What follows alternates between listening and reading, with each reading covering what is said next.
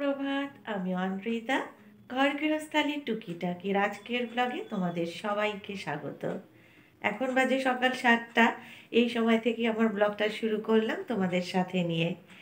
আজকে আমাদের এখানে ওয়েদারটা খুবই খারাপ, মানে বৃষ্টি হয়েছে। সকালবেলা ঘুম থেকে উঠে দেখলাম যে বৃষ্টি হয়েছে, রাত্রিবেলায় টের পাইনি। আর এখনও পড়ছে, তবে একদম গুঁড়ি গুঁড়ি। আর এরই মাঝে আবার আজকে হিয়াজিয়ার পড়া ছিল, ওরা পড়তেও চলে গিয়েছে। আর এই একটা অসুবিধে জানো, শীতকালে ঠান্ডা থাকে আর বর্ষাকালে বৃষ্টি। আর এই বৃষ্টির মধ্যে বাইরে পড়তে যাওয়াটা খুবই মুশকিল হয়ে যায়। এদিক দিয়ে খুব একটা বেশি বোঝা যাচ্ছে না, চলো একটু বারান্দায় গিয়ে তোমাদের দেখাচ্ছি। আর ঘুম থেকে ওঠার পরেই দেখলাম যে রাস্তাঘাট একদম পুরো ভিজে আছে। তাতেই বুঝতে পারলাম যে রাত্রে বেশ ভালোই বৃষ্টি হয়েছে।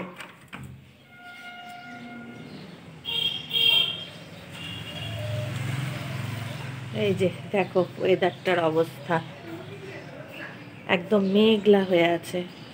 আর রাস্তাঘাটও একদম ভিজে আছে। রাত্রে মনে হচ্ছে ভালোই বৃষ্টি হয়েছে। আর এই ঠান্ডার মধ্যে তো পাঠালাম মেয়ে দুটোকে পড়তে।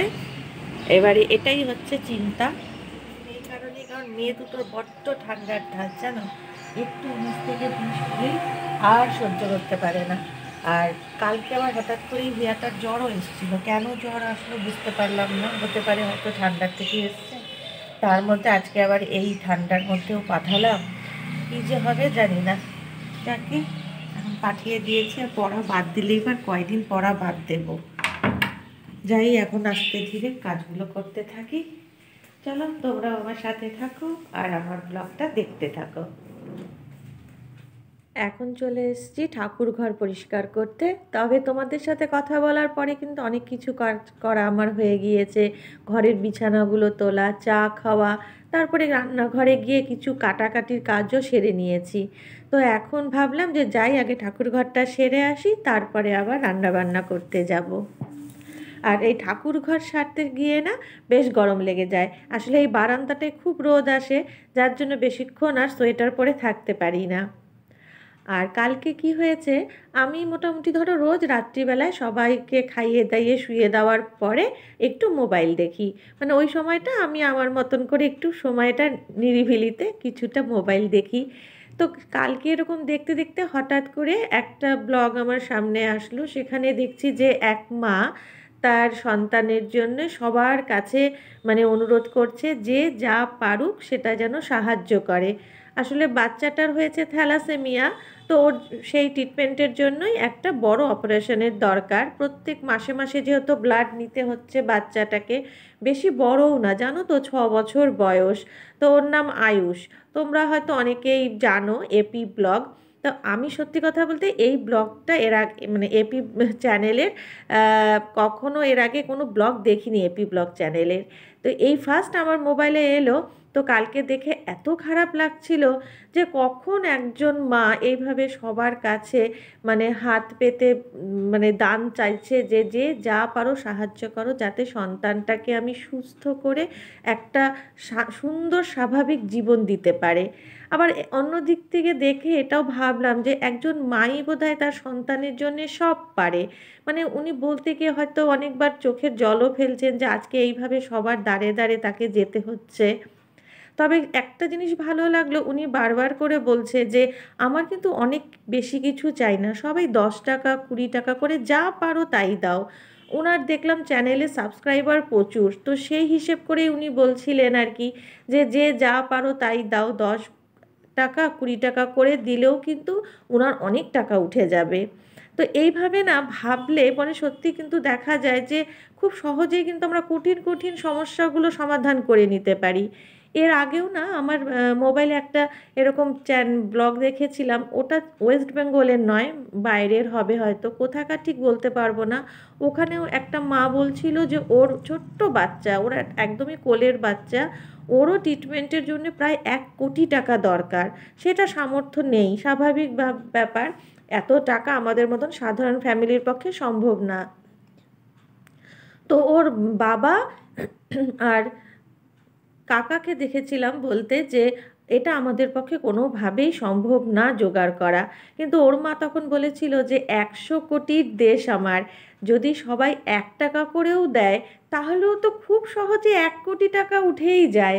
100 কোটির দেশ থেকে 1 টাকার হিসাব করলে সত্যিই কিন্তু এটা খুবই সহজ একটা সমাধান।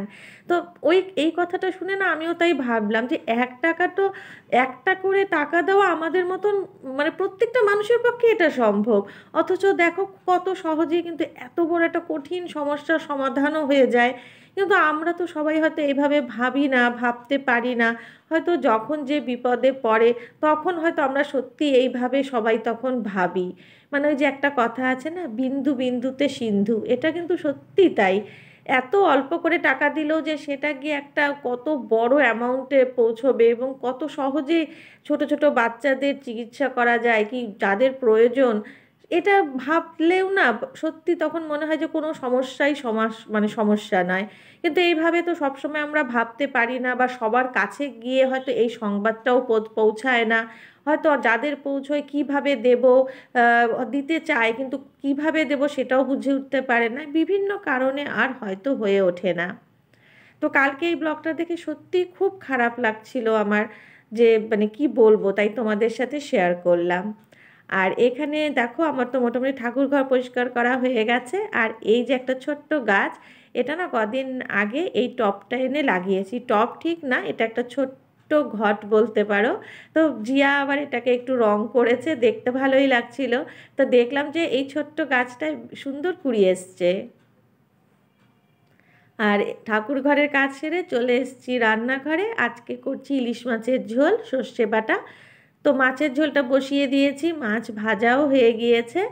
আর এখন মাছের ঝোলটা হলে মোটামুটি আমার রান্নাটা হয়। আর সকালবেলায় তো একবার সবার খাওয়া হয়ে গিয়েছে তোমার ডাল ভাজা এগুলো দিয়ে। আর দুপুরে এখন শুধু মাছের ঝোল আর ভাত, আর বিশেষ কিছু করিনি। আর সত্যি কথা বলতে ইলিশ মাছ হলে না আর বেশি মানে অনেক আইটেমও লাগে না। কারণ আমার হচ্ছে সব থেকে প্রিয় খাবার বলতে পারো ইলিশ মাছ। এক একজনের এক একটা, অনেকে বলে বিরিয়ানি, কিন্তু আমার সব থেকে প্রিয় খাবার ইলিশ মাছ। আর এদিকে ইলিশ মাছের তেলটা ভাজছি, পেটে যে একটু তেল থাকে ডিমের মতন ওটা ভেজে নিচ্ছি। গরম গরম ভাত দিয়ে এই তেলটা যদি কাঁচা লঙ্কা দিয়ে খাওয়া যায় না, তাহলে আমার মনে হয় ওটা দিয়েই পুরো ভাতটা খাওয়া হয়ে যাবে। আমার এদিকে মাছের ঝোলটাও হয়ে গেছে। এবারে এটা নামিয়ে রেখে কড়াই বা ঘরের যে সমস্ত বাসন থাকে এগুলো সব একবারে কলপারে বের করে দেব। এরপরে আমার কাজের দিদি এসে এগুলো মাজবে। আর এগুলো কি হয়, একটু আগের থেকে বের করে জল দিয়ে ভিজিয়ে রাখলে আমার মনে হয় যে ওরও মাজতে সুবিধে হয়। যার জন্য সকাল থেকে যা যা বাসন বেরোয় এগুলো সব একবারে রেখে জল দিয়ে ভিজিয়ে রাখি, তারপরে ও এসে মাজে।